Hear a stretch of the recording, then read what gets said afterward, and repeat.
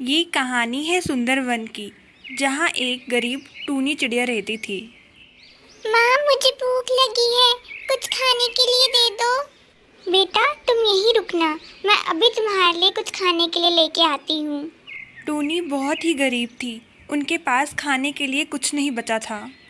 टूनी खाने की खोज में चलते चलते दूसरे वन में पहुँच गई। हे भगवान, अब यहाँ कुछ खाने के लिए मिल जाए। मेरी बच्ची तो 2 दिन से भूखी है, उसे क्या खिलाऊंगी। टूनी अभी थोड़ी ही आगे पहुँची थी कि उसे कल्लू कौवे की दुकान दिख गई। कल्लू भैया की दुकान से ही कुछ खरीद लेती हूँ। आइए आइए, कल्लू की दुकान से ताज़ा ताज़ा सब्जियां लीजिए। टूनी बहन, क्या लेंगी आप? कल्लू भैया, मुझे थोड़ी सब्जियाँ दीजिए, मेरी बेटी घर पे भूखी है, मेरी थोड़ी मदद कर दीजिए। टूनी की ये बात सुनते ही कल्लू कौवा आग बबूला हो गया। मैंने क्या यहाँ कोई फैक्ट्री खोली है जो मदद कर दीजिए? पता नहीं कहाँ कहाँ से उठ के आ जाते हैं लोग। जाओ जाओ यहाँ से। कल्लू कौवे की ऐसी बातें सुनकर टूनी को बहुत बुरा लगता है। हे भगवान, अब मैं क्या करूं? मैं अपनी बच्ची के लिए खाना कहाँ से लाऊं? ना तो मेरे पास पैसे हैं और ना ही खाना। टूनी को रोता देख अचानक से पेड़ से आवाज आई। टोनी बेटा, चिंता मत करो, मैंने तुम्हारी सारी बातें सुन ली है। ये लो जादुई बीज और इन्हें जाके अपने खेत में बो दो और फिर इनका जादू देखो। और हाँ, आज के खाने की फिक्र मत करना, उसका इंतजाम मैंने तुम्हारे घर पे कर दिया है। पेड़ की ऐसी बातें सुनकर टूनी बहुत खुश हो जाती है। टूनी तुरंत ही उन जादू के बीजों को अपने खेत पे लेके जाती है। टूनी जल्दी से अपना खेत तैयार कर लेती है और उन बीजों को बो देती है।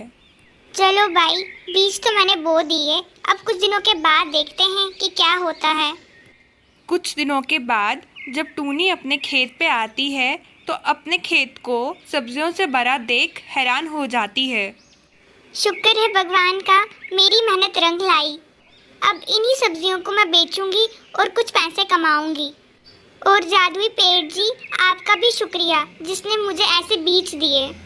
टूनी अगले ही दिन से बाजार जाकर अपनी सब्जियां बेचने लगी और सब लोग उसकी सब्जियां खरीदने के लिए लंबी लाइन लगाने लगे।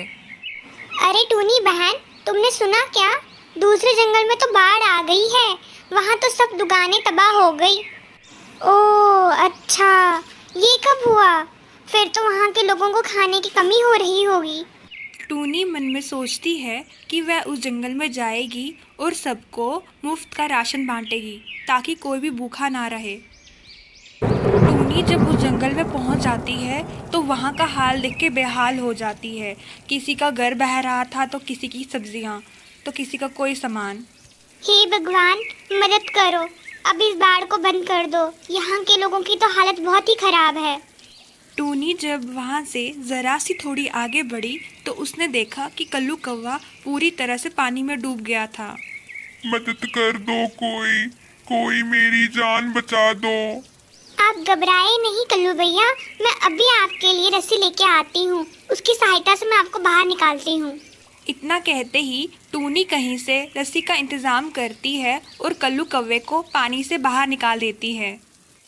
आपका बहुत बहुत धन्यवाद टूनी बहन। अगर आज आप नहीं होती तो मैं तो मर गया होता। कोई बात नहीं कल्लू भैया, ये तो मेरा फर्ज था। टूनी बहन, मैं आपसे उस दिन के व्यवहार के लिए क्षमा मांगना चाहता हूँ। मैंने आपके साथ उस दिन इतना बुरा व्यवहार किया, लेकिन फिर भी आज आपने मेरी मदद की, उसके लिए तहे दिल से धन्यवाद। तो देखा आपने दोस्तों, किसी ने सच ही कहा है, किसी को माफ़ करने से हम छोटे नहीं हो जाते। अगर कहानी अच्छी लगी हो तो लाइक, शेयर, कमेंट और सब्सक्राइब करना ना भूलें। ये कहानी है टूनी की।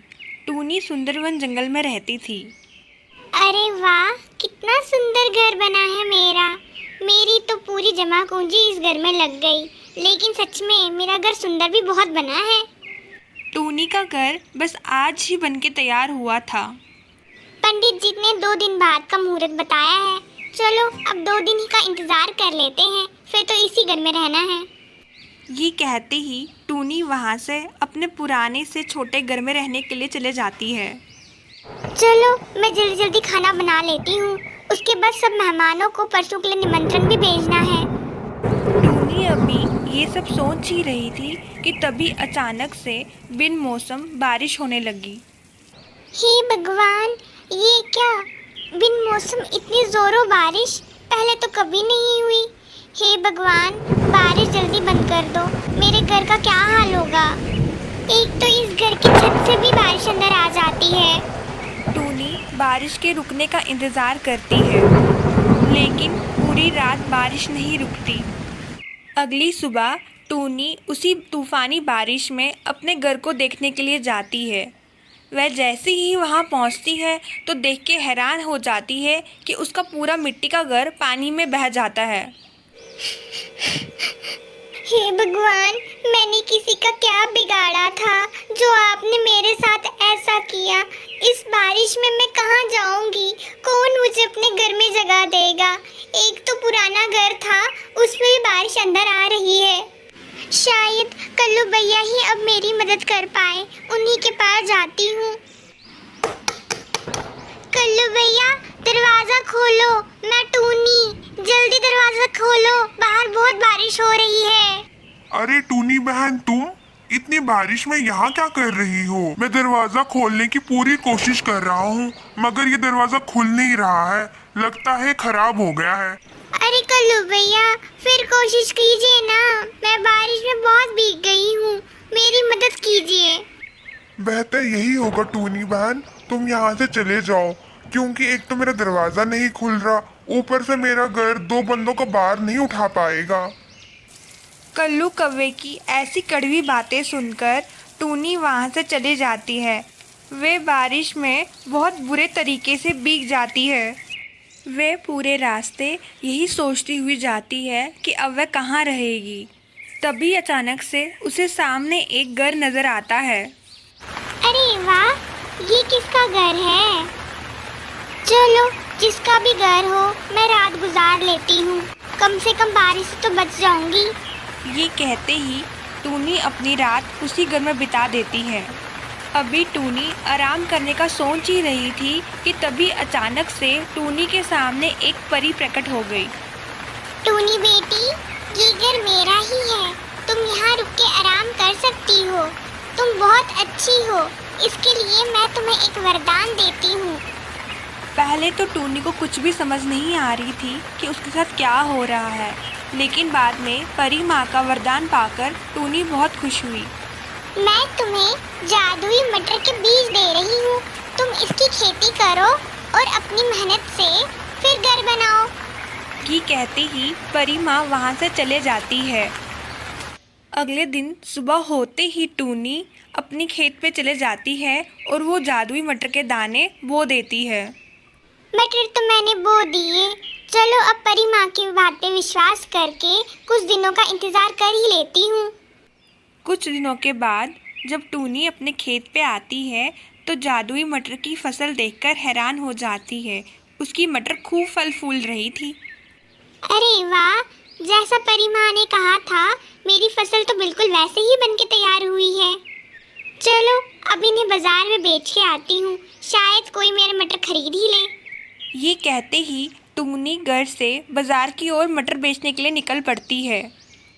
टूनी की किस्मत इतनी अच्छी थी कि उन्हीं दिनों मटर के दाम आसमान छू रहे थे, इस कारण उसको बहुत प्रॉफिट हुआ।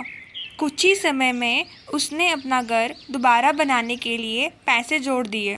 कुछ ही महीनों में टूनी ने अपना घर दोबारा बना के तैयार कर दिया। अरे वाह, इस बार तो मेरा घर पहले से भी ज़्यादा सुंदर लग रहा है। इसके बाद से टूनी अपने नए घर में हंसी खुशी रहने लगी। दोस्तों, किसी ने सच ही कहा है, परिश्रम ही सफलता की कुंजी है।